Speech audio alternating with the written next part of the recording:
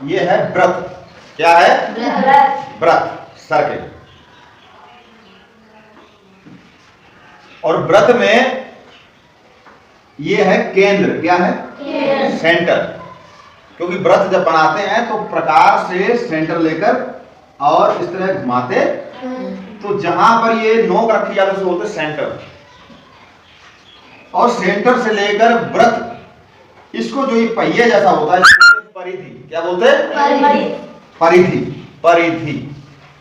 तो केंद्र से लेकर परिधि तक की जो दूरी होती है इसको बोलते हैं त्रिज्या। क्या बोलते हैं? त्रिज्या। और उसी केंद्र से होते हुए सीधी रेखा जब मिला देते हो जाता व्यास है। व्रत की परिधि पर कोई दो बिंदु, जैसे मैंने एक बिंदु ये लिया और एक बिंदु ये लिया, और उन बिंदु से एक ही तरफ केंद्र की ओर ऐसे हमने मिला दिया, ये भी त्रिज्या और ये भी त्रिज्या। तो जब किस परिधि पर दो बिंदु केंद्र पर कोण बनाते हैं, ये कोण बना, क्या होना? कोण। ध्यान रखिए, मान लीजिए ये कोण 110 अंश का है, या 90 अंश का, या 80 अंश का है।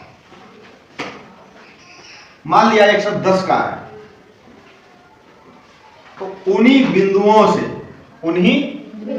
बिंदुओं से जब हम परिधि पर कोई कोण बनाते हैं, उन्हीं बिंदुओं से परिधि पर कोई भी कोण बनाते हैं, उन्हीं बिंदुओं से परिधि पर कोई भी कोण बनाते हैं, कोई भी कोण बनेगा वो कोण इस कोण का आधा होगा। ये नियम है। ये कोण इस कोण का, अगर ये 80 का है तो ये 40 का होगा, अगर ये 40 का तो ये 80, अगर ये 55 का है तो ये 110 का होगा। ठीक है? और ये वाले कोण ध्यान रखिए, उन बिंदुओं से परिधि पर कोई भी कोण बनेगा केंद्र की ओर उस दिशा में, वो सभी कोण बराबर। ये कोण, ये कोण, ये कोण, ये कोण, कोई भी कोण बनाते जाएंगे वो सारे कोण बराबर और इस कोण का आधा। यानी कि याद रखिए कि किसी भी व्रत में परिधि के दो बिंदुओं से केंद्र पर बना कोण उसी दिशा में परिधि पर बने कोण का दुगना होता है।